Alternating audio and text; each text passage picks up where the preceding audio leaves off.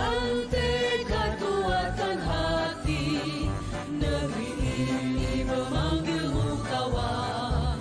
Belajar bergerak berbagi untuk negeri, guru penggerak majukan pendidikan.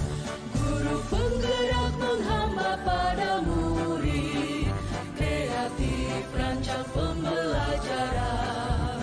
Hargai potensi, tingkatkan prestasi, lahirkan profil pelajar Pancasila.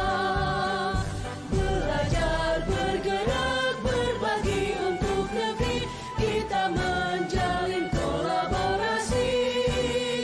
Belajar bergerak berbagi untuk negeri, demi bakti pada Ibu Pertiwi.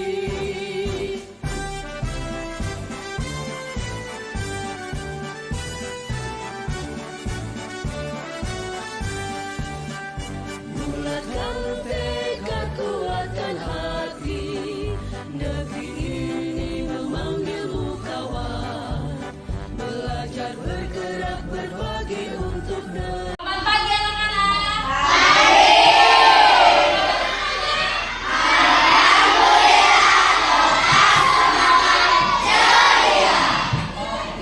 Hari ini agendanya kita akan membuat keyakinan kelas. Nah, untuk keyakinan kelas, Ibu inginkan kalian apa saja menurut kalian yang harus disepakati untuk aturan di kelas ya, seperti datang tidak terlambat seperti itu ya. Nanti kita buat sebuah keyakinan kelas. Coba dari siapa dulu? Keyakinan atau kesepakatan kelas biar kelas itu aman, tertib misalnya. Harus apa di kelas? Oke deh ya. Tidak boleh bullying. Oke, kita buat dulu aturan ya. Aturan dulu. Tidak boleh bullying. Apa lagi? Tidak boleh, itu kan kalimat negatif ya. Kita sempurnakan menjadi kalimat yang positif. Karena kalau ada kata tidak boleh, menghargai antar teman. Ya, kita buat di sini. Ini coba kita kelompokkan menjadi nilai-nilai kebajikan atau nilai-nilai baik. Kira-kira kalau saling menghargai antar teman ini nilainya apa? Nilainya apa? Hormat ya maksudnya, kan saling menghormati ya, hormat ya. Hormat. Coba bacakan bareng-bareng keyakinan kelas kita.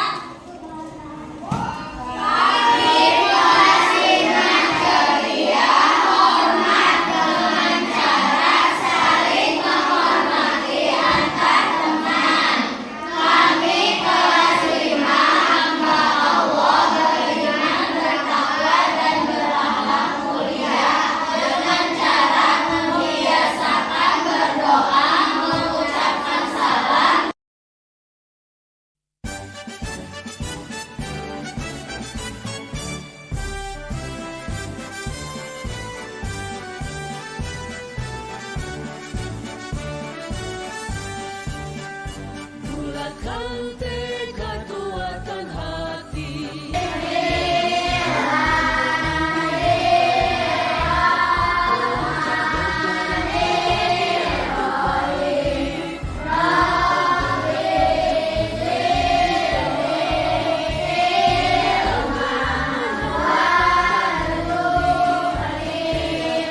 Rancang pembelajaran, hargai potensi. Assalamualaikum warahmatullahi wabarakatuh.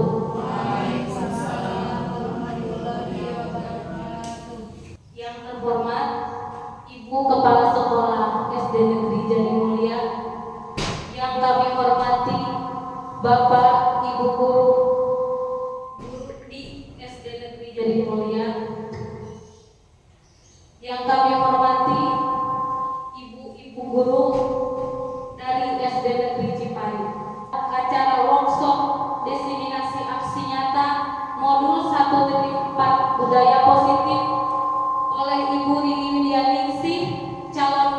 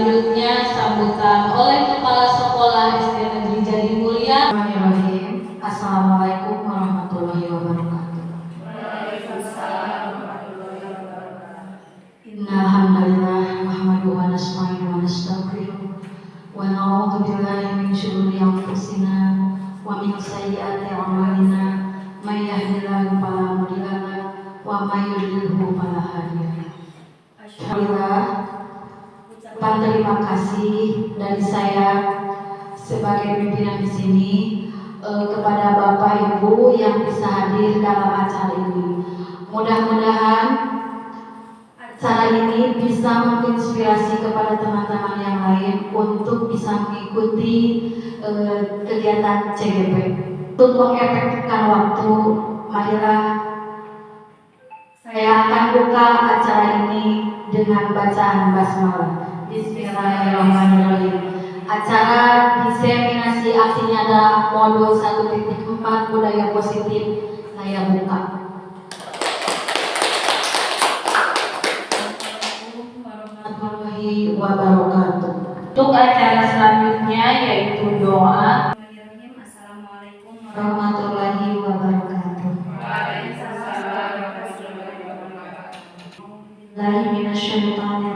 Bismillahirrahmanirrahim. Allahumma sholli ala sayyidina Muhammad wa ala ali sayyidina Muhammad sholatan tunjina biha min jami'il ahwali wal afat wa taqdirana biha min jami'il hajat. Bismillahirrahmanirrahim. Hadirin yang saya hormati, untuk selanjutnya yaitu acara inti diseminasi aksi nyata modul 1.4 budaya positif yang akan sepenuhnya dipaparkan oleh calon guru penggerak Ibu Rini Widianingsih SPD. Kepada Ibu Rini Widianingsih SPD dipersilakan. Bismillahirrahmanirrahim. Assalamualaikum warahmatullahi wabarakatuh. Selamat siang Ibu Bapak. Terima kasih telah menyempatkan waktu hadir untuk mengikuti diseminasi aksi nyata modul 1.4 budaya positif. Salam bahagia untuk Bapak Ibu guru semuanya. Guru bergerak Indonesia Maju, bergerak, tergerak, dan menggerakkan.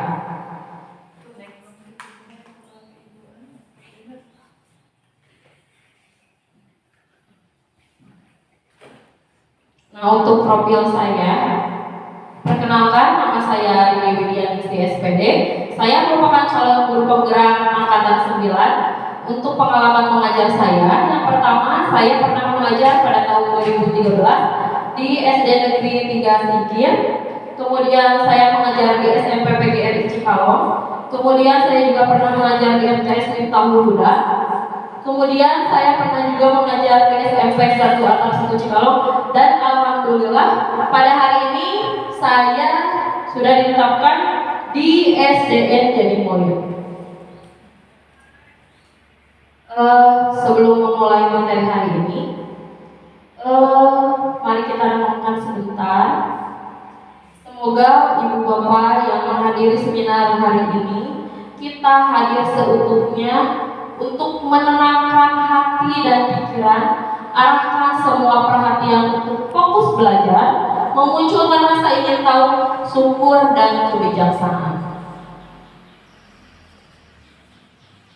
Selanjutnya, nah, untuk mulai seminar hari ini, mari kita buat kesepakatan kelas terlebih dahulu. Yang pertama, sersan, serius tapi santai, tapi tetap fokus. Kemudian yang kedua, semua orang boleh berpendapat akan tetapi harus bergiliran dan mengacungkan tangan. Kemudian selanjutnya, semua berpartisipasi dengan riang gembira. Apakah ada yang mau menambahkan untuk kesepakatan kelas hari ini? Tidak cukup. Cukup, oke. Next Bu, lanjut. Nah, sebelum memulai, kita ice breaking dulu sebentar. Semuanya harus berdiri.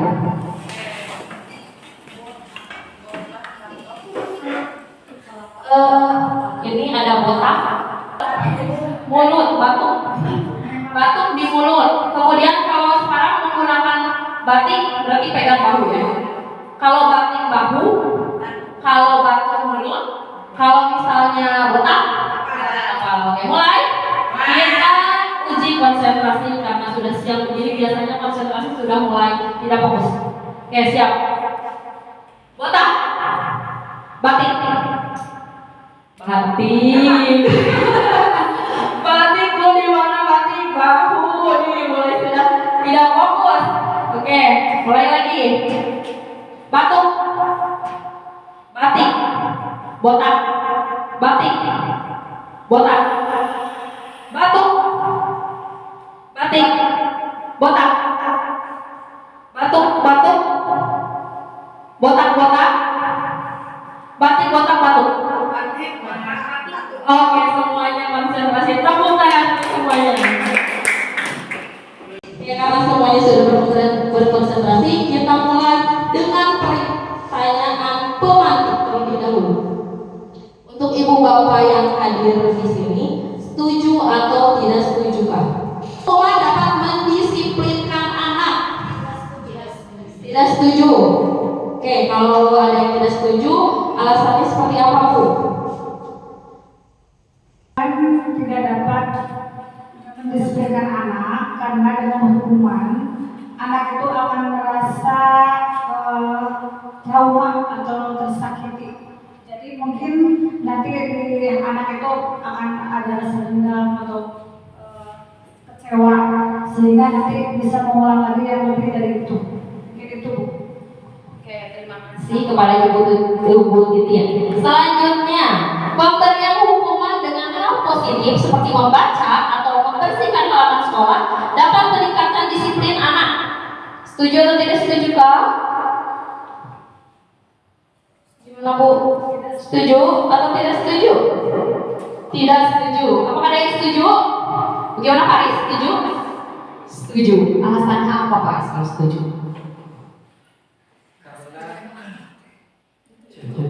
Karena selain memberikan kedisiplinan kepada anak, juga sekaligus mengajarkan tentang kebersihan di lingkungan sekolah. Terima kasih kepada Pak Ari. Selanjutnya, saya tidak akan menjawab dulu setuju atau tidak setuju karena nanti kita bedah bersama-sama untuk budaya positif. Oke, yang ketiga, memberi penghargaan dapat meningkatkan motivasi belajar anak. Setuju atau tidak setuju? Setuju. Apakah ada yang tidak setuju di sini? Setuju semuanya? Setuju? Oke, nggak apa-apa, setuju. Nah, kita akan membedah bersama-sama apakah jawaban ibu bapak di sini apakah sudah sesuai atau belum. Oke, next, Bu.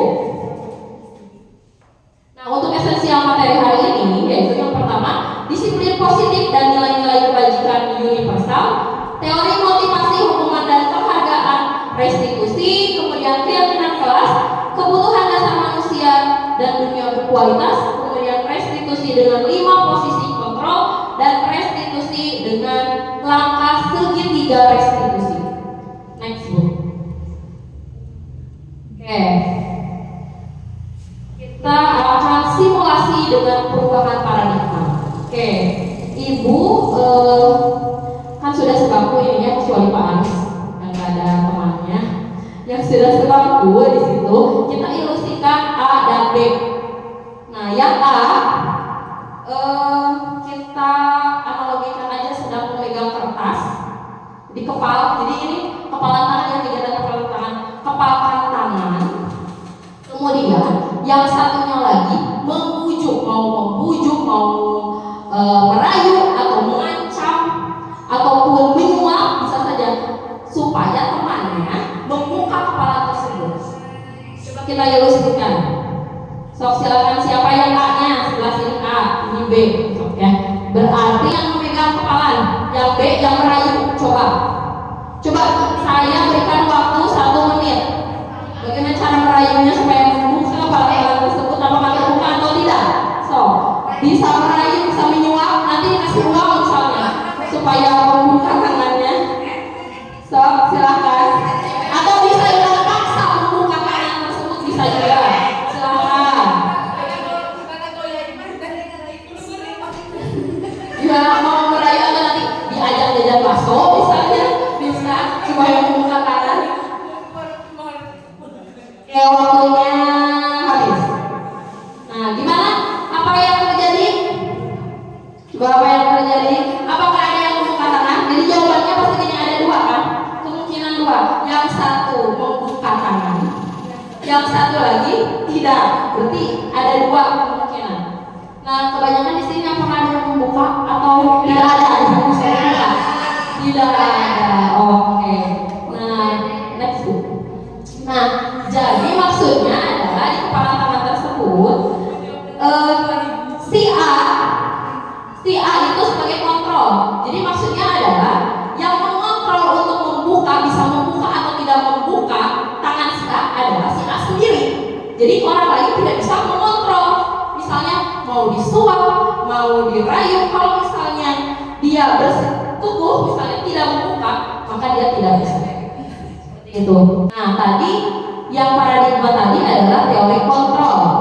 Jadi kalau dulu ada SR, biasanya teori stimulus respon, mari kita bergeser ke teori kontrol atau pilihan. Kenapa? Kenapa paradigma kita harus kita ubah? Coba perhatikan. Kita mengubah orang agar berpandangan sama dengan kita, menurut SR. Tapi menurut teori kontrol, maka kita berusaha memahami pandangan orang lain tentang dunia. Jadi kita tidak bisa memaksakan kehendak kita terhadap orang lain. Kemudian perilaku buruk dilihat sebagai suatu kesalahan menurut SR. Sedangkan teori kontrol, semua perilaku memiliki tujuan. Jadi ketika ada seseorang yang berbuat kesalahan, pasti itu ada tujuannya atau alasannya mengapa berbuat demikian. Kemudian menurut stimulus respon, saya bisa mengontrol, orang lain bisa mengontrol saya. Sedangkan menurut teori kontrol, hanya saya sendiri yang bisa mengontrol saya. Jadi tidak bisa orang lain mengontrol saya. Disiplin positif. Ibu bapak di sini, tentu yang namanya disiplin sudah tidak asing lagi kan ya? Kita sebagai guru sudah tidak asing lagi dengan kata disiplin. Coba apa yang ada di benak bapak ibu mendengar kata disiplin? Coba siapa ya? Pak Aris. Oh, ibu aja di sini, Bu. Bu, menurut ibu disiplin itu apa, Bu?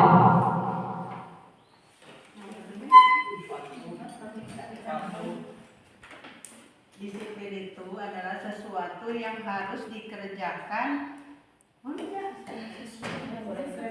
sesuai dengan aturan yang berlaku. Oke. Yang kedua, mana disiplin tadi ya, peraturan ya Bu, menurut ibu peraturan yang harus disepakati. Nah, bagaimana cara ibu mendisiplinkan? Coba mendisiplinkan anak bagaimana? Coba Bu Dede, coba Bu Dede.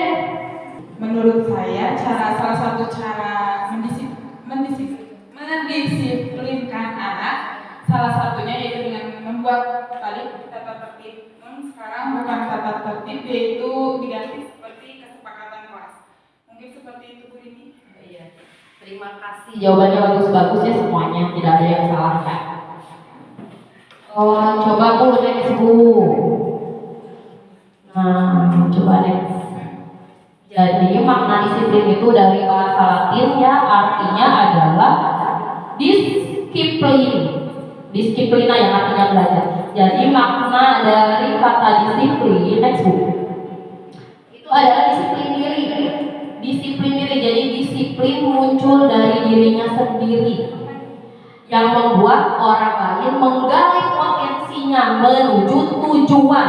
Jadi ada tujuan. Ketika berdisiplin belajar sesuatu itu karena ada sebuah tujuannya supaya dan juga menggali potensinya menuju sebuah tujuan. Nah, budaya kita,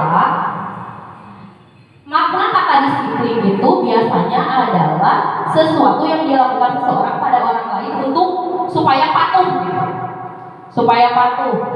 Dan kecenderungan kata disiplin itu berhubungan dengan ketidaknyamanan bukan dengan apa yang kita hargai atau pencapaian suatu tujuan. Contohnya, misalnya anak untuk disiplin besok harus datang tepat waktu, kalau tidak dihukum. Misalnya seperti itu. Berarti anak ketika datang ke sekolah, dia datang karena adanya takut kepada ibu guru. Nah, menurut ibu bapak, itu anak datang ke sekolah karena faktor eksternal atau faktor internal? Eksternal. Nah, kalau eksternal berarti dia patuh karena ada sesuatu kan ya. Jadi dia misalnya ingin ada suatu penghargaan misalnya, berarti tidak muncul dari dirinya sendiri. Tujuannya beda lagi. Tujuan dia disiplin adalah untuk supaya tidak dimarahi oleh guru, bukan tujuan yang datang dari dirinya sendiri. Misalnya kalau dari diri sendiri, saya datang ke sekolah karena saya menghargai diri saya supaya saya disiplin tepat waktu, bukan dari dirinya sendiri, tapi dari faktor eksternal. Dan faktor eksternal biasanya tidak bertahan lama.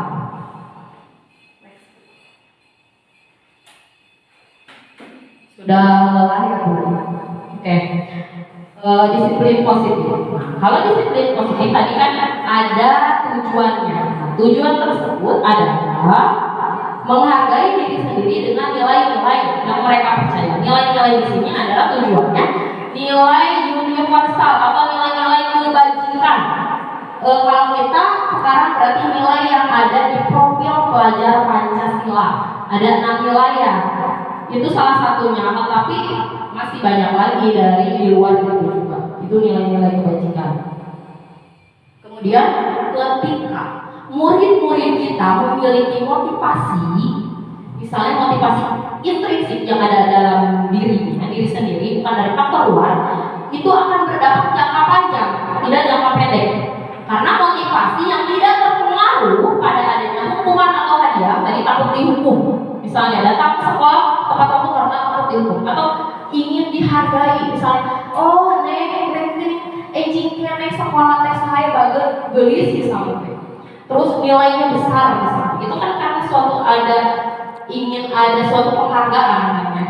Nah itu tidak datang dari dirinya sendiri. Maka ketika datang dari diri sendiri, mereka akan tetap berperilaku baik dan berlandaskan nilai-nilai kebajikan karena mereka ingin menjadi orang yang menjunjung tinggi nilai-nilai yang mereka hargai atau karena suatu tujuan mulia. Nah, seseorang yang memiliki disiplin diri, artinya kan disiplin positif berarti kebiasaan mungkin belajar tentang hal baik ya, kalau disiplin positif.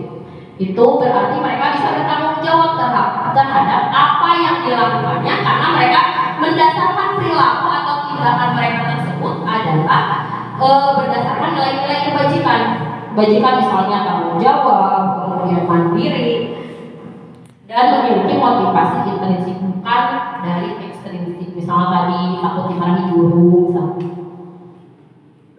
Jadi pentingnya suatu motivasi atau dari dalam diri sendiri, unsur intrinsiknya yang akan kita gali adalah supaya anak ketika melakukan hal positif itu datang dari dirinya sendiri, bukan dari faktor luar. Karena apa? Karena yang namanya merdeka menurut Ki Hajar Dewantara itu adalah tidak hanya terlepas dari perintah, akan tetapi juga cakap buat pemerintah diri sendiri. Jadi artinya keluar dari dirinya sendiri. Nilai-nilai kebajikan. Ada yang tahu nilai-nilai kebajikan apa saja? Tidak. Oke, Sena.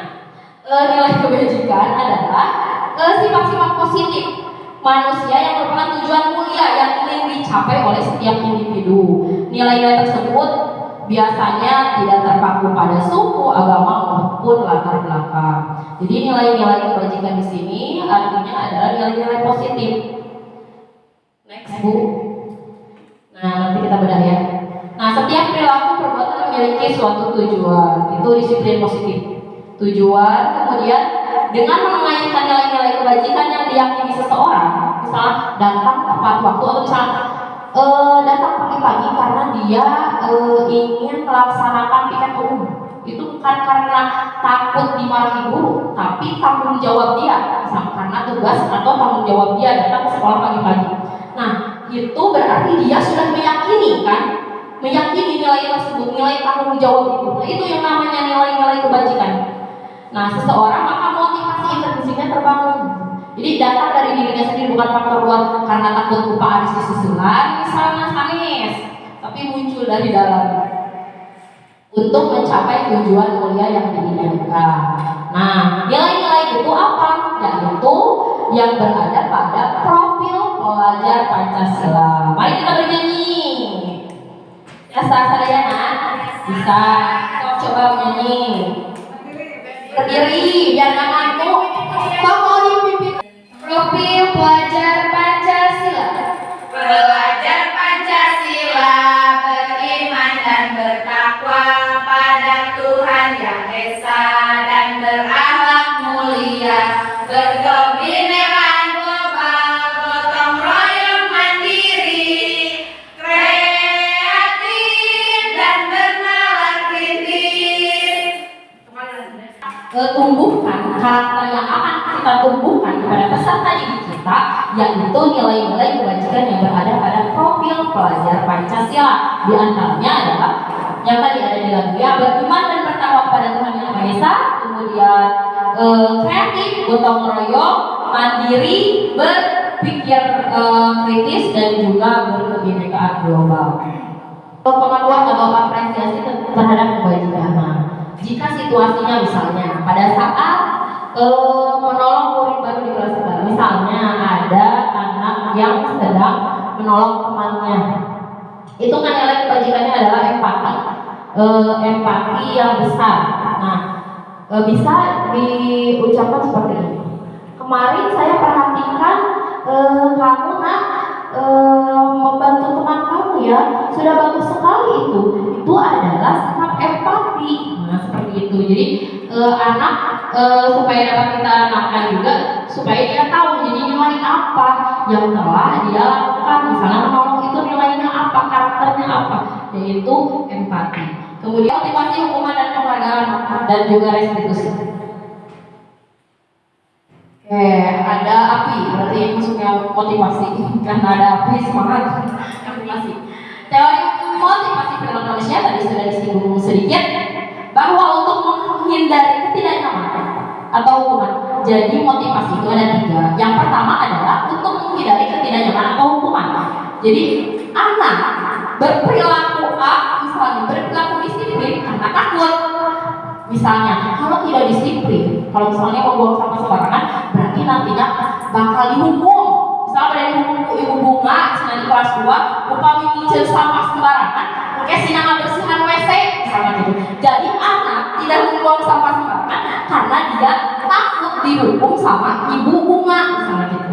Nah, itu adalah motivasi yang paling rendah. Itu adalah motivasi yang paling rendah. Jadi berarti hukuman itu tidak baik ya. Sudah kejawab dari tadi pertanyaan mati. Berarti hukuman itu tidak baik. Karena hukuman maksudnya adalah motivasi yang paling rendah terhadap anak. Jadi ketika kita menghukum, memberikan posisi kontrol hukum terhadap anak, berarti itu maksudnya adalah memberikan motivasi yang paling rendah terhadap anak.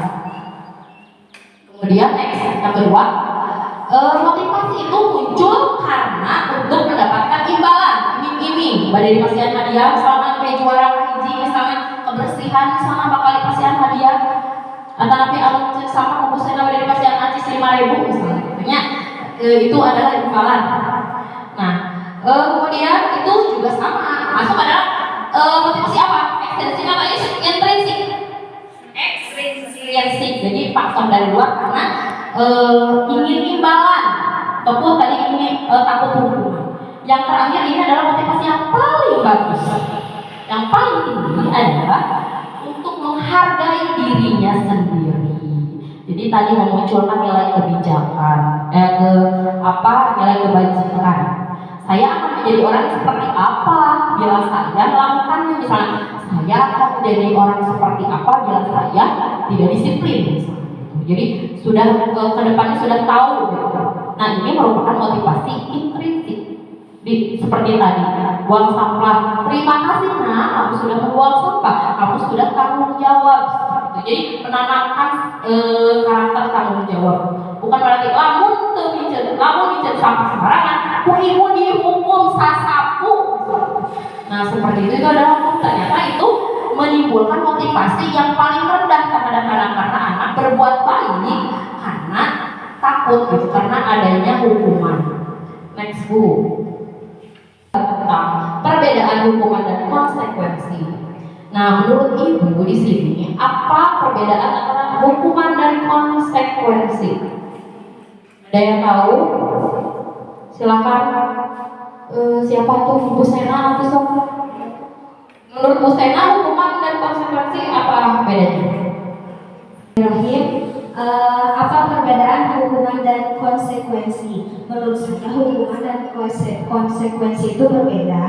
Perbedaannya apa? Kalau hukuman yaitu sesuatu yang diberikan secara paksa kepada anak, sedangkan kalau konsekuensi kedua belah pihak telah mengetahui jika kamu tidak melakukan A maka akan berakibat B. Seperti itu mungkin Ibu. Terima kasih. Nah, untuk Bu Sena ya jawabannya kan kesepakatan dari dua belah pihak. Jadi ada unsur akibatnya. Jadi ada unsur sebab dan akibat kalau konsekuensi. Jadi kalau misalnya gini, tidak mengerjakan PR berarti kamu harus membersihkan WC. Itu termasuk hukuman atau konsekuensi? Hukuman, karena dari satu arah kan ya, memaksa lagi. Anak belum tentu kan tidak ada kesepakatan membersihkan WC ketika tidak mengerjakan. Dan apa ada hubungannya antara tidak mengerjakan PR dengan membersihkan WC? Tidak ada. Berarti itu hukuman. Sedangkan kalau konsekuensi ada hubungannya. Misalnya saja tidak mengerjakan PR, berarti akibatnya adalah anak akan yang lain nanti istirahat. Berarti dia akan jamnya lebih banyak lagi karena dia harus menuntaskan misalnya PR. Nah, yang lain istirahat berarti dia mah yang tidak mengerjakan mah harus dikerjakan terlebih dahulu. Artinya jam belajarnya akan lebih banyak daripada yang mengerjakan. Itu konsekuensi. Jadi akibat dari perbuatannya itu juga sudah disepakati. Nah, kita bedah dulu perbedaan antara hukuman dan konsekuensi. Lebih baik mana Bu? Hukuman atau konsekuensi?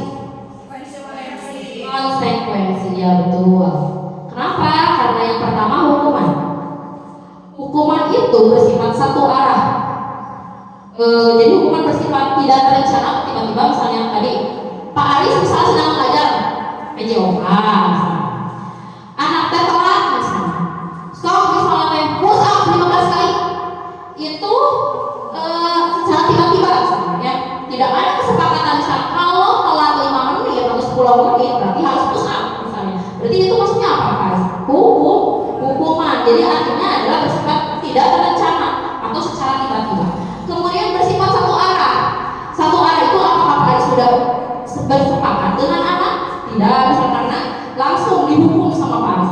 Nah, itu adalah hukuman yang bersifat satu arah. Jadi tidak ada tuh kesepakatan antara murid dan guru. Kemudian hukuman yang diberikan bisa berupa fisik maupun non fisik. Misalnya, ari mane geus beuleuh misalnya bahasa kasar itu non verbal atau psikis, kata-kata kasar yang dikeluarkan kita sebagai guru kepada murid itu adalah hukuman misalnya. Geus beuleuh maneh teh tolak deui misalnya. Itu adalah kata-kata kasar. Itu maksudnya adalah hukuman.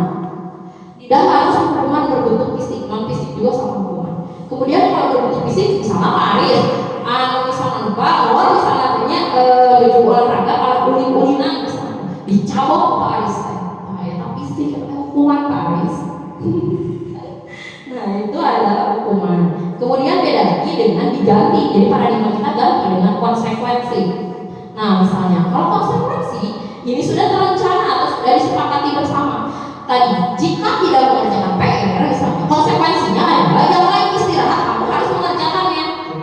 Jadi, wayahna jangan nanti lebih banyak gitu di kelas teh daripada yang lain karena kamu tidak menyelesaikannya. Atau misalnya ketika anak yang tidak memungut sampah misalnya. Atau misalnya anak yang tidak memungut sampah. Kalau misalnya hukuman untuk memungut sampah di poe misalnya, di poe atau mengelilingi lapak misalnya, dua putaran misalnya. Nah, itu hukuman. Tapi ketika konsekuensi, ada tuh buang sampah, eta ada sampah lo di luar, lebetkeun kana tong sampah. Jadi konsekuensinya ketika tidak membuang sampah, sina biceun sampah. Kan jadi ada hubungan sebab akibatnya ya. Tapi kalau misalnya tadi misalnya teu buang sampah, mengelilingi lapak aya hubungan nanti Ibu Bapak. Teu aya hukuman. Jadi konsekuensinya ada terencana, sudah disepakati dengan anak. Kemudian ada juga untuk sebab akibatnya tadi. Ketika tidak membuang sampah, pincin sampah teh soleh. Pami ayah budak memincin sampah sembarangan sana. Cuk, pungut dari sampah teh, pincin ke tempatnya. Nah, itu konsekuensi. Nah, seperti tadi ya. Tadi misalnya ada yang ngobrol ketika belajar, misalnya belajar Ibu Dede di kelas mana yang ngobrol berapa kali teh. Terus Bu Dede teh ada konsekuensinya. Jadi terus disepakati Bu Dede teh dina keyakinan kelas teh. Jadi ketika ada yang ngobrol di kelas, maka dia akan kehilangan waktu bermainnya, misalnya gitu. Karena harus misalnya juga kalau tidak mengerjakan tugas misalnya harus menyelesaikan tugas misalnya. Jadi waktu bermainnya tidak ada. Waktu istirahat yang mengaduk kerjakan. Nah, seperti itu eta konsekuensi. Kemudian guru senantiasa memonitor murid. Jadi ditinggalikeun misalnya aya anu ayo bae ngobrol sakali cenah ngobrol teh ciria. Kadua deui misalnya ayo bae tunduk we budak teh di kelas teh ciria. Terus misalnya aya budak itu ngerjakeun PR we ciria.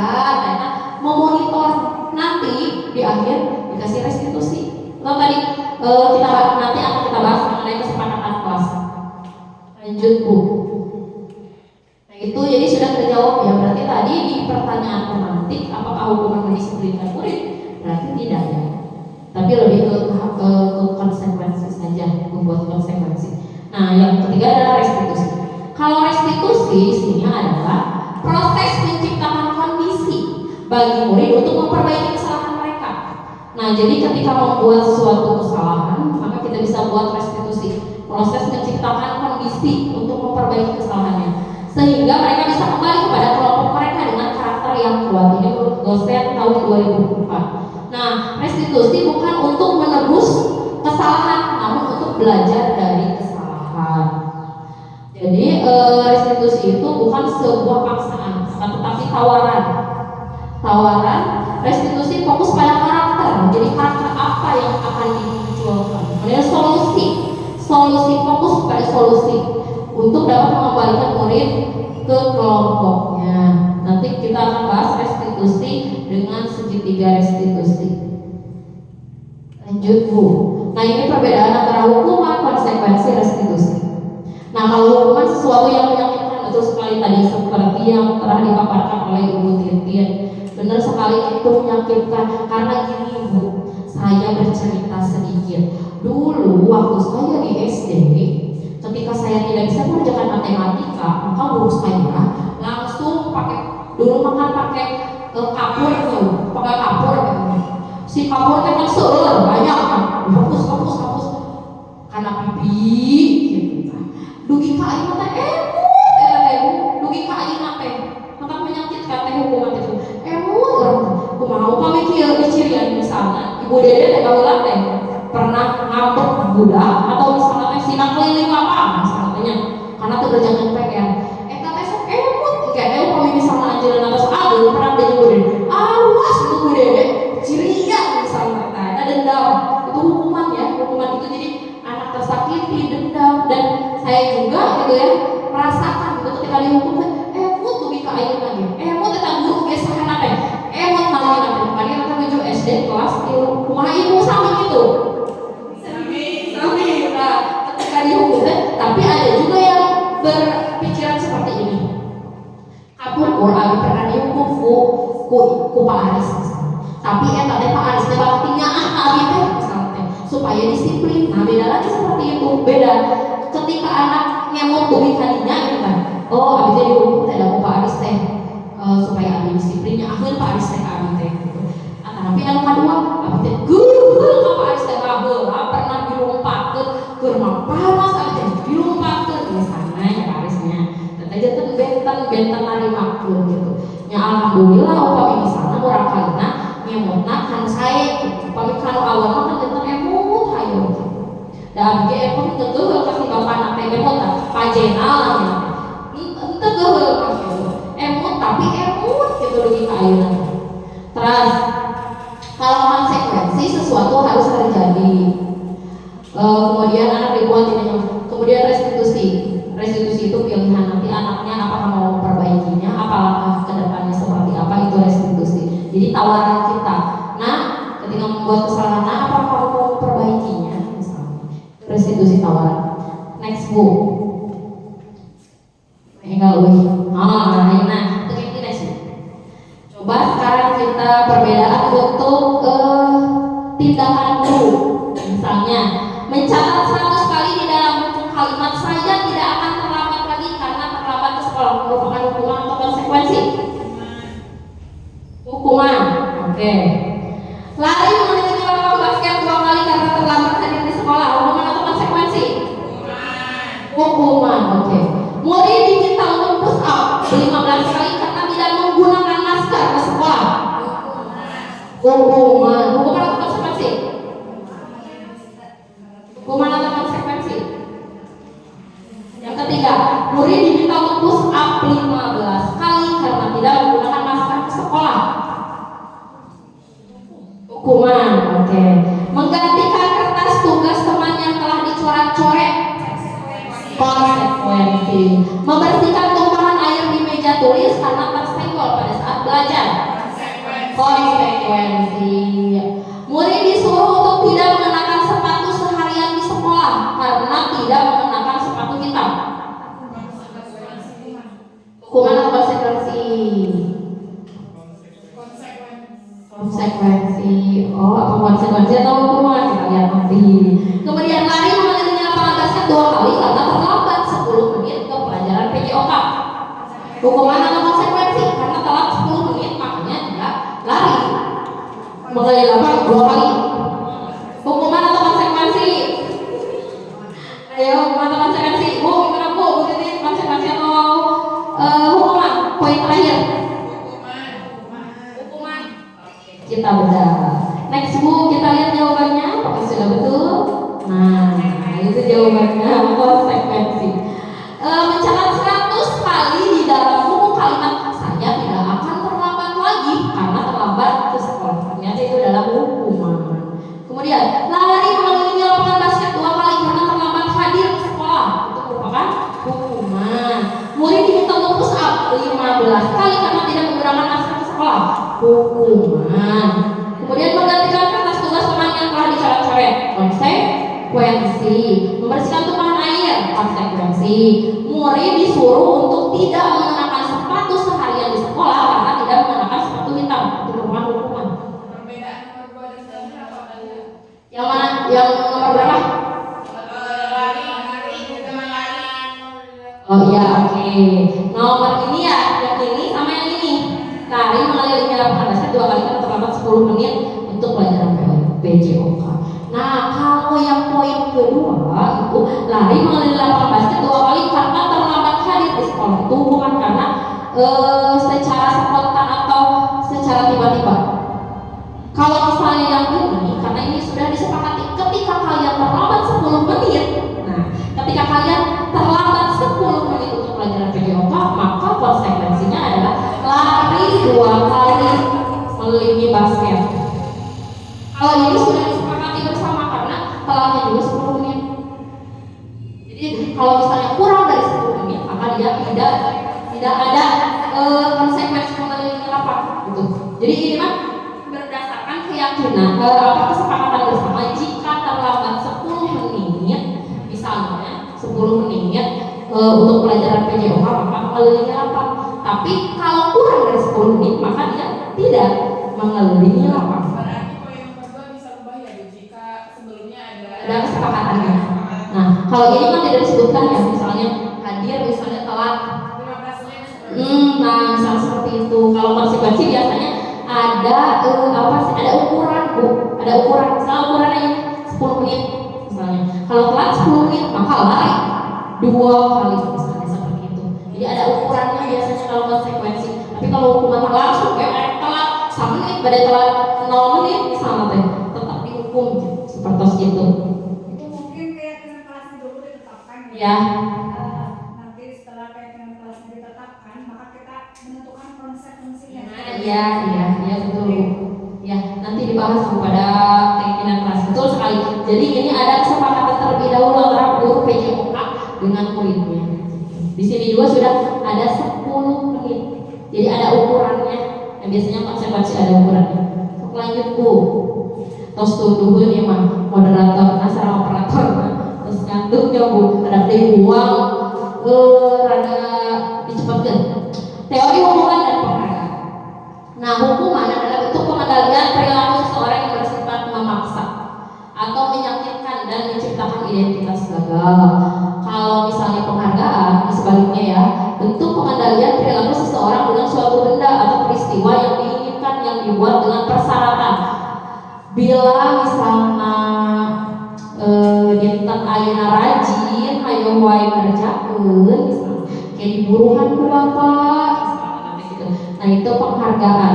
Hanya jika melakukan hal baik untuk mendapatkan penghargaan yang diinginkan. Apakah teori hukuman dan penghargaan ini yang suka kita terapkan ini sudah baik menurut ibu bapak atau yang lain, teori yang lain?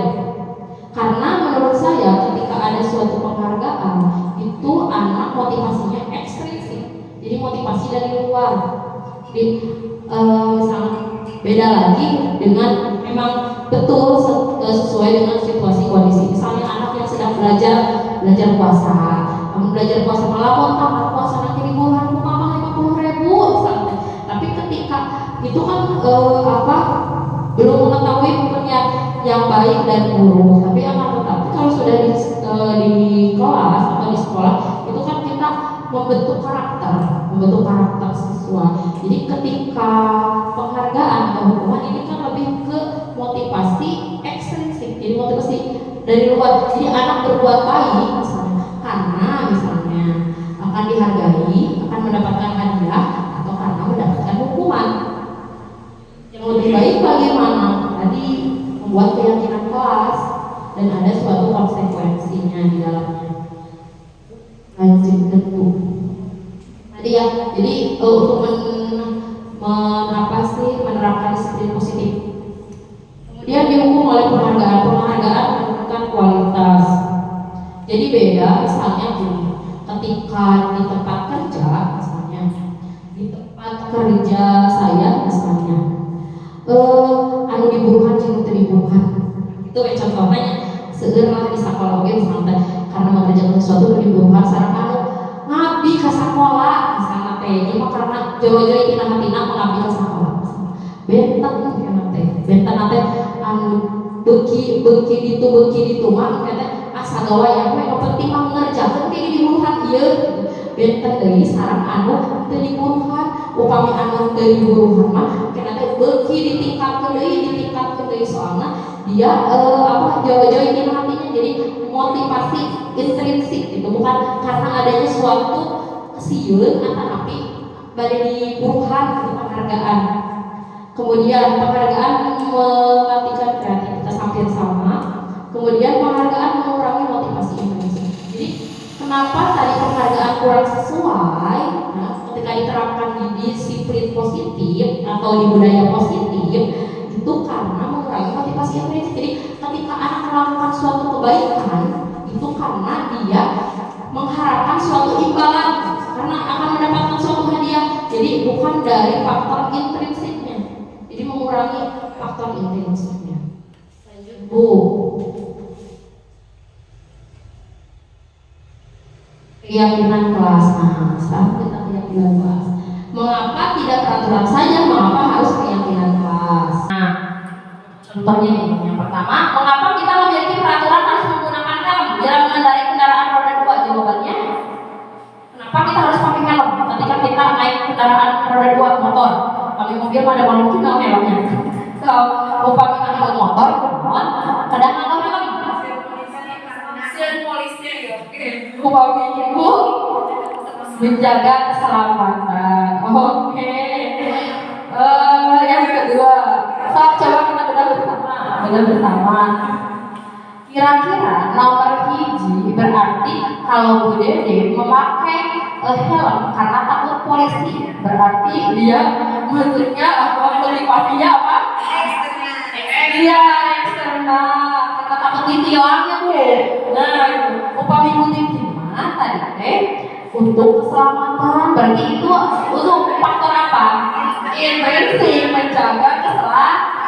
Dengan naon Bu Dede dan Bu pemilik bilang memayarnya mahal gitu mohon.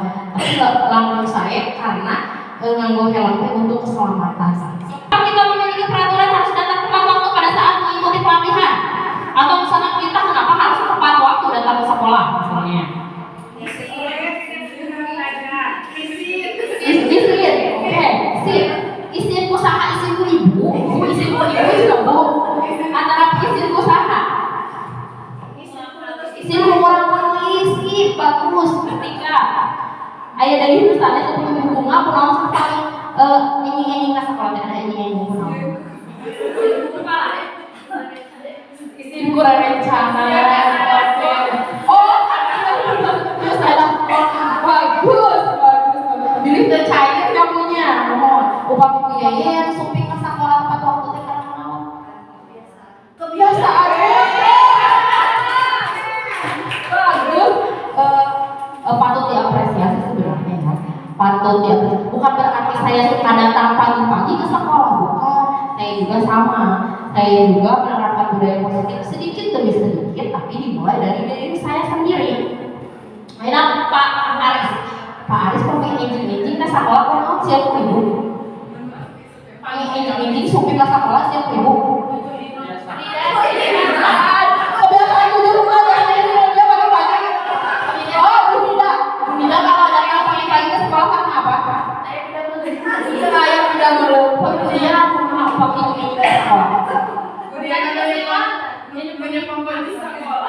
Oh, nyepong kunci sekolah. Jadi kayak tahun namanya bisa selat, tapi di sana telat buka kuncinya punya ibu titik gitu. Mohon. Nah, kalau itu berarti ada yang faktor dari luar, ada yang faktor dari dalam. Nah, misalnya Bu Yeye karena kebiasaan, jadi atau seperti Bu Tika si isi murid dulu seperti itu tos walaupun faktor luar tapi nantinya bakal jadi faktor dalam nantinya. Jadi dia akan menjadi sebuah teladan, seorang teladan bagi anak-anaknya. Dia datang pagi-pagi. Hanya karena cakep Bu, isi itu ambil nontonin. Nah, jadi ada yang faktor dari luar, ada yang faktor dari dalam. Nah, untuk sekarang biasa kan jadi sumping ke sekolah karena apa? Karena kebiasaan bagus menghargai waktunya Bu. Tanya lupa saya menghargai waktu diri sendirinya Bu. Nah, EPP sesah saya Bu. Oke, lanjut Bu. Nah, untuk mendukung motivasi intrinsik, tadi salah kebiasaan karena ingin menjadi teladan bagi anak-anak, menghargai waktu, menjunjung tinggi integritas. Nah, soalnya saya mah jauh tingginya integritas kita. Nah, itu adalah kembali kepada keyakinan. Jadi keyakinan orang misalnya. Abi mah ke sekolah ini dan Abi mah tanggung jawab ke sekolah. Karena cepunya begitu. Saya nanti bagus Bu. Itu adalah nilai intrinsik. Ketika kalau hubungan Abi mah istri kurang rencana, saya mama masuk nanti faktor ekstrinsik. Oke manual. Oke dari faktor ekstrinsik nantinya bakal ada ke faktor intrinsik. Ada contoh teladan tadi. Bu Yaya ini cumanya Abi biasa ini kita. Tapi apa jadi faktor intrinsik. Keyakinannya adalah disiplin waktu dan tanggung jawab. Daripada hanya sekedar mengikuti serangkaian peraturan tertulis tanpa ya betul. Karena karakter siswa itu dimulai dari kita Bu, lanjut Bu. Keyakinan kelas kita. Terus saudara mau keyakinan kelas atau keyakinan kelas naon? Keyakinan kelas naon di PJO?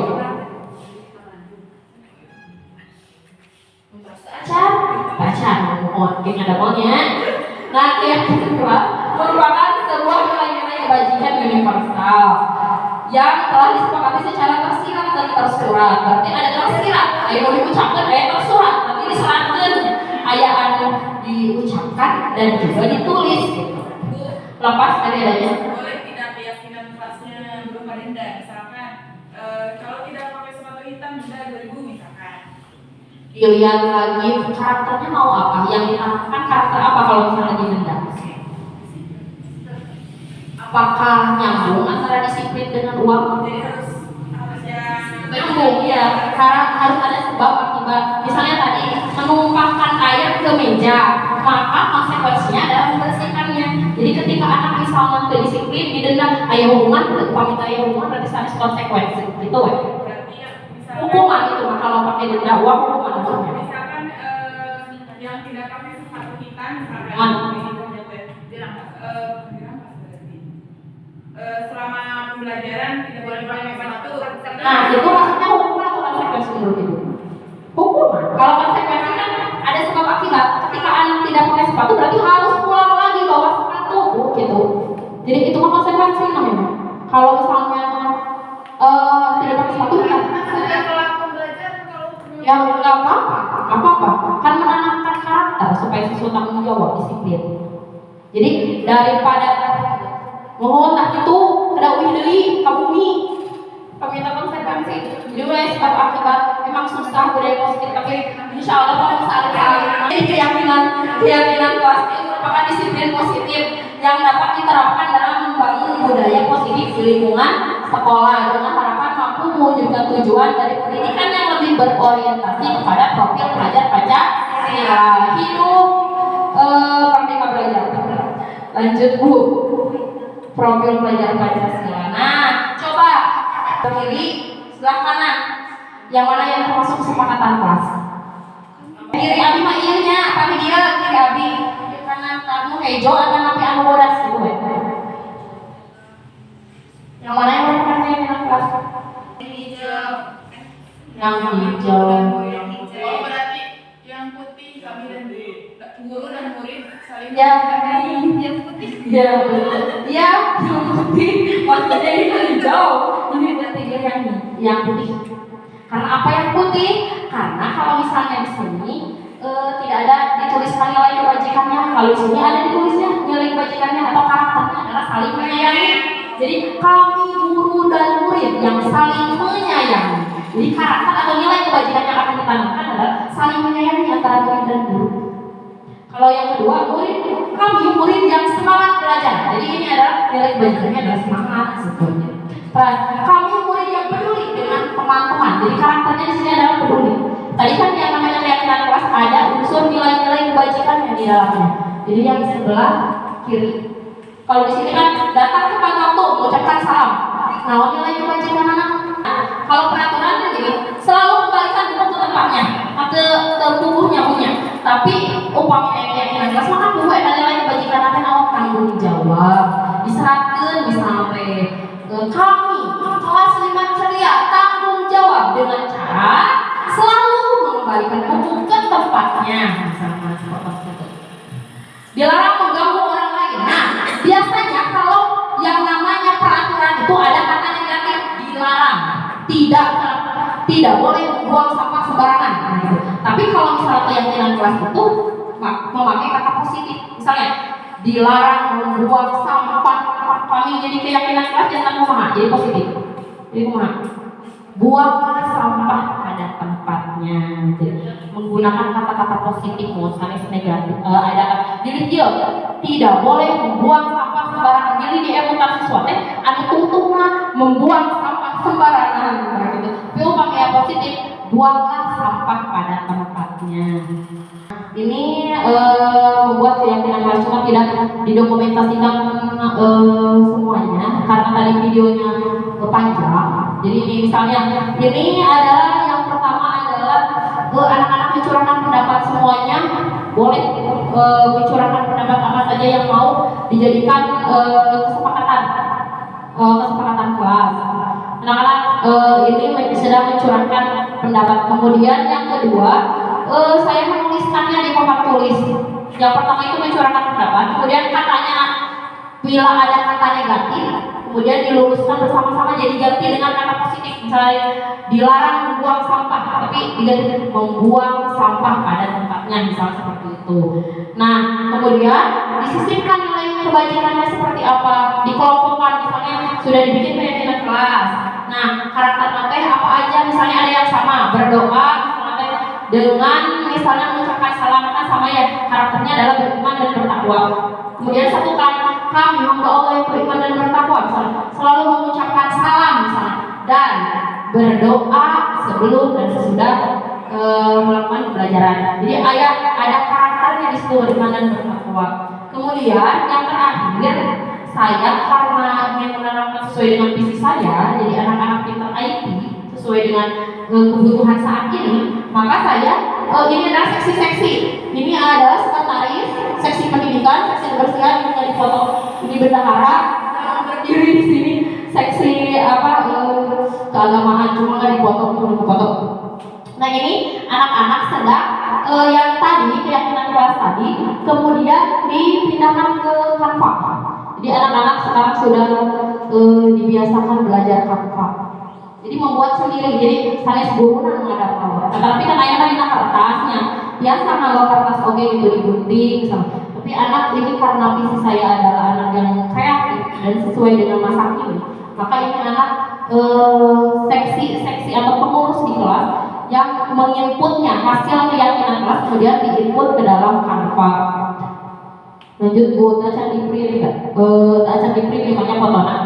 Terus enak kebutuhan dasar manusia saat ini kebutuhan dasar manusia bertahan hidup survival. Contohnya kieu, upami aya murang kali misalnya aya sok aya anu sok ngarbut mamun. Sok di TK sok aya ngarbut mamun. Nah, upami aya ngarbut mamun itu adalah jangan kita menjudge anak tersebut bahwa anak tersebut misalnya nakal, tapi kita telusuri dulu apakah anak yang mengambil makanan tersebut tidak dikasih makan oleh orang tuanya di rumah. Berarti anak menjadi pasien di bumi, dia inisiatif ngarbut mamun bangun, berarti dia sedang memenuhi kebutuhan dia adalah bertahan hidup atau survival dan tetap kurang makan alasan anak. Makanya nanti dibuat restitusi ke anak yang melakukan kesalahan. Kemudian rasa diterima dan kasih sayang. Misalnya tadi ngarebut mamun, misalnya ngarebut mamun nate karena dia mencari simpati gitu. Sok aya misalnya di urang aya afgan misalnya di kelas umur hayu memang yang padahal dia teh mencari perhatian gitu. Contohnya gitu. Jadi itu kan memenuhi kebutuhannya, ingin disayang, rasa diterima dan kasih sayang, love and belonging semacam bahasa Inggris nama. Terus kebebasan, freedom. Kalau kebebasan contohnya di kelas urang hayu nerangkeun teori payungan misalnya tanya memberi kebebasan kita orang kali. Aya ngantuk, aya nunggu, berarti orang kita masih kebebasan. Kalau memberikan kebebasan berarti kita memberikan sesuai dengan gaya belajarnya. Misal, budak ilmu sok biasa praktikum, ayo mapa dari cari misalnya teh. Terus aya dari misalnya ieu mah auditori ngupingkeun gitu. Aya auditori visual ningalikeun jeung ngupingkeun. Aya oge kinestetis berarti kudu praktikum berarti dari cari teh. Aya seueur dari cari di kelas. Aduh, lieur di kelas teh 30 beragam. Aya nu teh cari dalam bulan teh ya sedikit. Kalau misalnya orang memberikan kebebasan apa yang dibutuhkan siswa, berarti kita memberikan sesuai dengan gaya belajarnya atau sesuai dengan kebutuhan siswa atau pembelajaran yang berpihak pada murid. Kemudian kesenangan Pak. Misalnya orang rekreasi, ada contoh rekreasi Pak. Rekreasi misalnya baru dipaksa ke Jogja. Padahal mah di sana kata sipenya mau kamari atau kurang kali terkedah tebih-tebih itu penting mah senang. Ayo kan kurang kali misalnya bosen di lebat kelas Pak atau kesenangan atau berarti di luar misalnya di sana keluar gitu kan. Biasakan jadi terkedah ke Jogja ke Pangandaran ke barudak senang gitu. Berarti sudah memenuhi kebutuhannya untuk kesenangan. Lo tadi misalnya ngarbut makanan ternyata dia senang itu menjadi senang berarti dia memenuhi kebutuhan kesenangan. Kemudian penguasaan. Nah kalau penguasaan dia seperti orang luar orang tadi anu lain dia ingin dihargai itu si puma miwara kapayu tadi padahal abdi teh hoyong kapayu dari biasa. Nah itu berarti kebutuhan penguasaan atau kebutuhan ingin diakui atau dihargai prestasinya. Prestasi pada kebiasaan. Aja Bu, dengan posisi kontrol. Coba perhatikan 5 posisi kontrol. Kita berada di mana? Nomor 1, nomor 2, nomor 3, nomor 4 atau nomor 5? Nomor 5, ih keren, kemudian ngejar, mantap. Ayah, Paris di mana Paris? Nomor 1, nomor 2, nomor 3, nomor 4, mantap. Ibu Bunga di mana? Nomor 1, 2, 3. Oh, beda ada nomor 1 Bu. B. Nah, mengatas kebebasan. Uyuhannya awalnya terus siang, terus biasa ngemot muat. Nah, kalau misalnya validasi tindakan salah, jadi langkah kedua adalah restitusi itu. Ya. Tujuan restitusi itu kan menanamkan nilai kebajikan pemakai. Untuk yang kedua, posisi kontrol itu adalah penghukum, pembuat rasa bersalah, teman, pemantau, dan manajer. Yang paling baik adalah posisi nomor 5, manajer. Ibu. Nah, misalnya penghukum biasanya terang naon-naon, abis satu acara terang, abis refleksi dengan cukup guru penggeraknya banyak sekali refleksinya. Ente langsung berubah sedikit demi sedikit. Dan terang, oh berarti mungkin teh awon kamu kali teh akan membuat anak sakit hati, dendam. Gitu. Ternyata tidak mendisiplinkan anak, gitu. Malah menyakiti anak. Salah penghukum. Kalau kamu tidak melakukan ya awas ya kata. Nah adalah murakali atau siswa jangan ngerasa diri nanti hayo we awon gitu. Rendah diri cenah teh. Di hayo we merasa rendah. Itu kalau misalnya membuat rasa bersalah. Upami teman, ya biasanya seperti teman supaya akrabnya sama siswa teh. Misalnya, ayolah lakukan demi ibu, ayolah bantu ibu misalnya. Jangan terus-terusan misalnya jangan terus-terusan ngobrol, ayo bantu ibu misalnya. Kan jika teman itu berarti orang posisi kontrol teman gitu, memposisikan orang sebagai pendidik, sebagai teman. Ada baiknya kita lebih dekat kepada murid, ada juga negatifnya murah kali dan kenalin kasar nanti atau nurut nate ka guru eta ngumpul. Misalnya nurut nate hapusnya Pak Aris atau nurut, namun misalnya posisi kita memposisikan guru sebagai teman. Dan ternyata awal nama saya cakap ke siswa, dekat kepada siswa, tapi jeleknya adalah siswa tersebut ketergantungan terhadap guru tersebut. Apa yang diajarkan guru saya, kami ke batu, gitu. Kita memposisikan sebagai teman. Ada pemantau, ini pemantau yang lebih baik lagi daripada teman. Kalau pemantau, apa peraturannya? Misalnya memantau, oh anak itu misalnya sedang tidak mengerjakan PS 1 kali, 2 kali, misalnya 3 kali sebagai pemantau gitu. Saya pikir Bapak berapa banyak bintang yang saya harus peroleh misalnya, karena ini posisi yang paling bagus. Jadi kita tidak mengejar siswa, kita juga ketika anak melakukan kesalahan juga ditanya apa akibatnya, apa alasannya, langkah ke depannya seperti apa. Nah, ini adalah mengontrol diri, kontrol diri bagus sekali kalau manajer. Jadi nanti ketika ada permasalahan maka yang diutamakan adalah solusi. Nah, beres jadi restitusi. Nah, ini budaya positif yang bisa dilakukan yaitu restitusi. Nah, restitusi itu tadi kan solusi ya. Jadi menerapkan nilai-nilai kebajikan yang tadi, perbaikan. Kalau misalnya bahasanya mungkin perbaikan. Langkahnya adalah yang pertama itu menstabilkan identitas.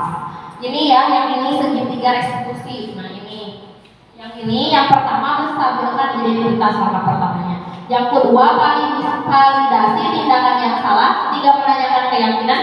Dan yang keempat adalah yang ketiga adalah menanyakan keyakinan. Contohnya bu ayat, bu belajar bu, tos dulu ya bu operatornya. Menstabilkan identitas. Jadi untuk membuat anak, kenapa sih restitusi itu nomor 1 itu menstabilkan identitas? Karena untuk membuat anak yang merasa gagal itu, yang tadinya identitas gagal jadi identitas sukses. Contohnya seperti apa? Guru berkata seperti ini. Semua orang itu pernah melakukan kesalahan. Itu manusiawi. Ibu juga pernah melakukan kesalahan yang sama. Gitu. Ibu di sini tidak mencari siapa yang salah, akan tetapi kita mencari bersama solusi dari permasalahan ini. Misalnya, itu dengan berkata seperti itu adalah langkah perbaikan. Yang pertama dari segitiga restitusi. Kemudian lanjut Bu. Kemudian yang kedua adalah validasi tindakan yang salah. Nah ini tujuannya adalah untuk mengenali anak ini berbuat demikian itu untuk memenuhi kebutuhan apa sih? Tadi kebutuhan dasar manusia itu ada apa saja? Kasih sayang, terus penguasaan, terus kesenangan, terus apa lagi?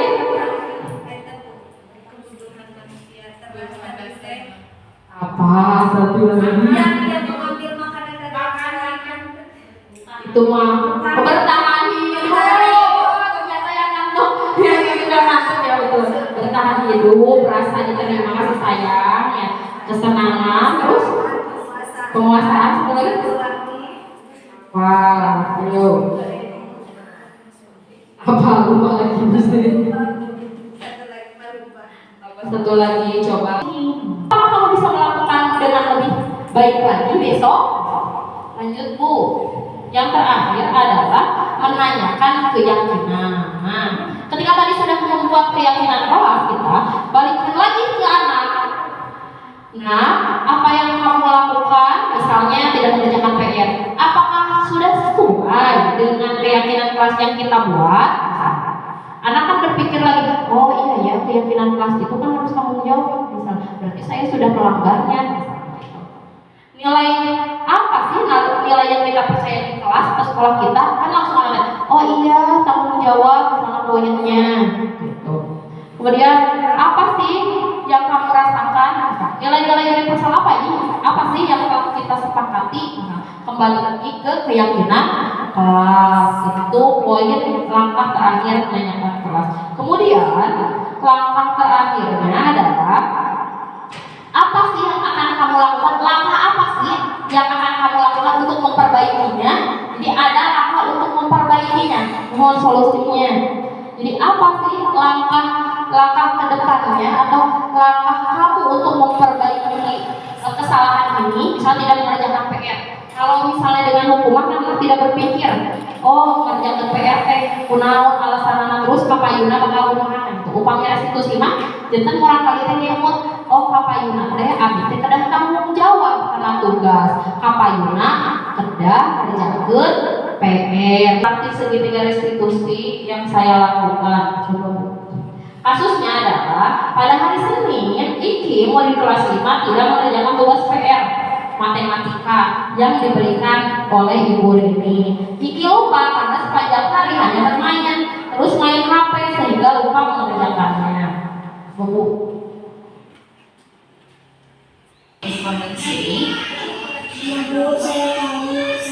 Tadi sama Bu Artis nanya. Baiklah, jadi setiap manusia pasti pernah melakukan kesalahan. Itu manusiawi, ibu juga pernah melakukan kesalahan. Di sini ini bukan mencari siapa yang salah, tapi kita mencari solusi terbaik gitu ya. Ini langkah stabilan kita. Bu, saya udah makan. Ya, baiklah. Jadi kalau kita lakukan stabilan aja juga, jadi anak tahu apa sih kesalahannya. Saya kemarin hari Minggu melayang-layang. Ini alasan apa membuat kesalahan? Dan tidak lupa tidur. Tidak lupa tidur, psikologinya tidak lupa tidur. Tidak sempat mengerjakan PR. Jadi seharian kemarin hari Minggu kita melayang-layang, malamnya tidak ada main sehingga lupa jadi mengerjakan PR hari Senin itu ya. Menurut Iki, apa yang kita lakukan tidak mengerjakan PR, apakah sesuai dengan keyakinan kelas yang telah kita buat? Jika tidak sesuai, menurut Iki keyakinan kelas apa yang telah dilanggar? Tidak mengerjakan PR. Nah ini saya keyakinan kelas. Jadi apa nilai universalnya? Tanggung jawab. Apakah itu bersedia untuk memperbaikinya? Baiklah, jika itu bersedia, dilakukan untuk memperbaikinya? Disiplin dan tanggung jawab. Dan juga kedepannya akan mengejar Oke, baiklah. Ikut janji ya, Saka. Jadi mulai sekarang, Iki ataupun besok Iki akan mengerjakan PR ya. Nah, terima kasih ya Ki ya. Sebenarnya ada satu lagi kasus tapi cukup ya satu. Oh, cukup. Terus Bu, beres Ibu terus. Next Bu, next. Nah, esensi guru penggerak. Siapa tahu kedepannya ada yang mau daftar jadi guru penggerak. Esensi guru sebenarnya ini esensi guru penggerak saja esensi guru ya. Esensi guru itu jangan setengah-setengah menjadi guru karena anak didik kita telah membuka hatinya sepenuhnya. Itu menurut Ki Hajar Dewantara. Kemudian guru yang selalu mempunyai motivasi dan inovasi dalam melaksanakan program-program yang berpihak pada murid, guru dan sekolahnya serta selalu melakukan kolaborasi dan refleksi untuk meningkatkan kompetensi dalam mencapai well-being. Well-being itu artinya aman, kenyamanan, apa yang dibutuhkan murid. Itu well-being ekosistem pendidikan Indonesia. Lanjut Bu, ada kata-kata bijak, nilai dan peran guru. Butuh acara. Sabar Ibu, kita sekedap BBS. Orang hebat bisa melahirkan beberapa karya bermutu. Akan tetapi guru yang bermutu dapat melahirkan ribuan orang-orang hebat. Insya Allah ya, mudah-mudahan ke depannya kita bisa menciptakan anak-anak atau generasi orang-orang hebat. Nah, mungkin sekian. Terima kasih Bu acara. Terima kasih Bu. Terus ada terima kasih. Thank you Guru Bergerak Indonesia Maju. Semoga apa yang saya sampaikan dapat bermanfaat dan juga menginspirasi. Semoga kedepannya ibu-ibu juga bisa menjadi kedepannya daftar guru penggerak. Semangat. Insya Allah ilmu yang didapatkan di guru penggerak luar biasa sekali. Cukup sekian. Mungkin saya kembalikan. Mohon maaf apabila ada kesalahan. Saya kembalikan kepada moderator.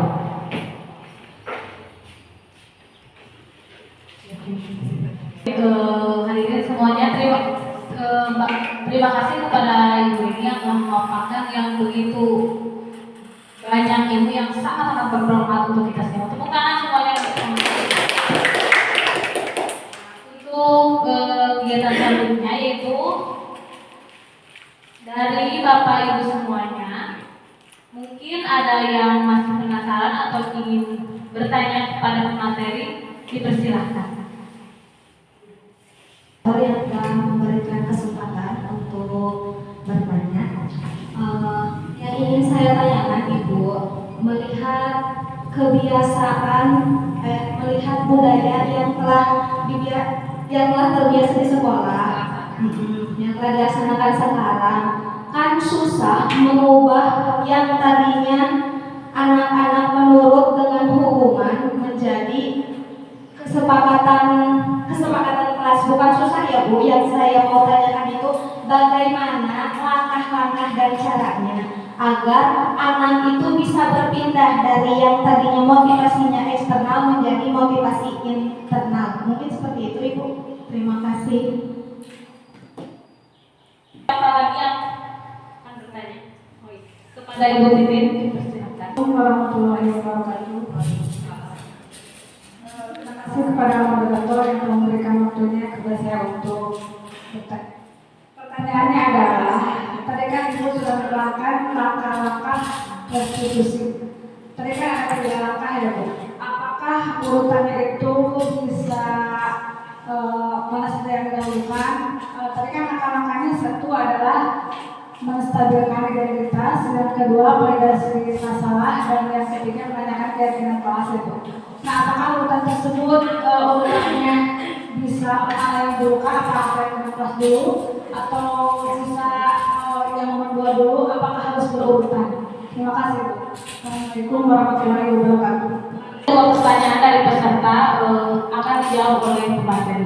Kepada pemateri, persilakan. Oke, Bismillahirrahmanirrahim. Semoga tidak memuaskan ya Bu Sen. Karena kalau misalnya tidak puas pasti Bu Sen akan mencari lagi. Nah, jawabannya. Oke, bagaimana caranya supaya anak yang tadinya tidak terbiasa atau misalnya belum berkelakuan baik mungkin ya jadi berkelakuan buruk? Jawabannya sih simpel ya Bu. Ini jawabannya adalah budaya positif. Jadi kita menerapkan budaya positif. Tentunya ketika sebelum kepada siswa, maka kita terlebih dahulu Bu. Misalnya tadi misalnya anak berperilaku tidak baik, apakah karena kita sering melakukan posisi kontrol penghukum misalnya. Ketika kita posisinya penghukum misalnya, kita bergeser ke dalam misalnya tadi ke teman, pemantau, atau yang paling bagus adalah kepada manajer. Kemudian bagaimana menerapkan nilai-nilai kebajikan? Ya dengan cara disiplin positif tadi, dengan cara keyakinan kelas. Jadi kita membuat keyakinan kelas. Itu juga kan ketika anak ingin misalnya supaya tanggung jawab, misalnya mengerjakan PR, menanamkan, artinya adalah bukan unsur ekstrinsik tapi unsur intrinsik dari dalam dirinya, maka kita buat sebuah kesepakatan kelas atau keyakinan kelas. Itu untuk menerapkan nilai-nilai kebajikan kepada siswa. Itu mungkin Bu. Jadi Jadi Bu seperti ini ya, sebelum kita bisa memberdayakan budaya positif, kita harus merubah diri kita sendiri. Iya betul. Penghukum menjadi tahap yang lebih baik. Ya, misalnya. Baru buat keyakinan kelas. Ya. Setelah itu. Ya betul. Jadi nomor satu adalah kita merefleksikan terlebih dahulu kita. Kita posisinya di mana, misalnya tadi penghukum. Ternyata penghukum menjadi anak yang misalnya kebiasaannya ternyata tidak berubah kebiasaan, ternyata kita bergeser menjadi manajer. Kemudian tadi misalnya ketika kita penghukum, kita bergeser yang tadinya anak selalu misalnya melakukan misalnya tidak berbuang sama sembarangan, tidak disiplin, kita bergeser, kita melakukan restitusi dengan cara tiga langkah tersebut. Jadi melakukan restitusi itu supaya anak karakternya jadi ada gitu. Misalnya taruh buang sampah, jadi karakternya terang. Berarti abisnya bertanggung jawab. Jadi supaya ada nilai-nilai kebajikan yang dimunculkan. Kemudian pertanyaan, cukup puas Bu? Semoga tidak puas. Supaya bisa menggali lagi. Kemudian the next nanti ya daftar CGP supaya lebih diperdalam lagi, insya Allah. Kemudian yang kedua dari Bu Titin. Langkah-langkah restitusi itu ada 3, kestabilan identitas, kemudian validasi tindakan yang salah, dan ketiga adalah keyakinan keras. Alhamdulillah Bu, untuk langkah-langkah itu tidak bisa diacak, tapi harus sesuai. Kenapa? Karena berdasarkan penelitian, itu juga sudah menjadi penelitian. Jadi sebenarnya kita juga suka melakukan restitusi, cuma mungkin belum utuh. Jadi hanya di posisi validasi tindakan yang salah. Mumpul naraskeun mumpul kunaon sih ngalakukeun kitu misalnya, itu kan hanya validasi. Terus kumaha sih caritakeun ka ibu misalnya kejadian salerosna teh kumaha gitu. Eta validasi tindak menstabilkan identitas. Jadi tahap 2 tahap itu belum sampai tahap ketiga yang keyakinan kelas. Apakah kita sudah keyakinan kelas apa yang sudah dilakukan misalnya? Belum sampai situ. Nyabunya nyantar tilu tekeng yang diacak, jadi harus berputar. Itu mohon maaf apabila kurang puas, insya Allah dipuaskan.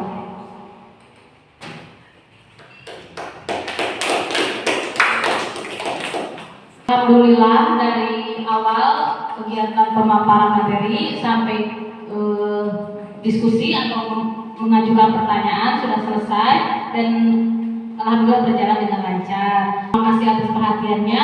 Wabillahi taufiq wal hidayah. Wassalamualaikum warahmatullahi wabarakatuh.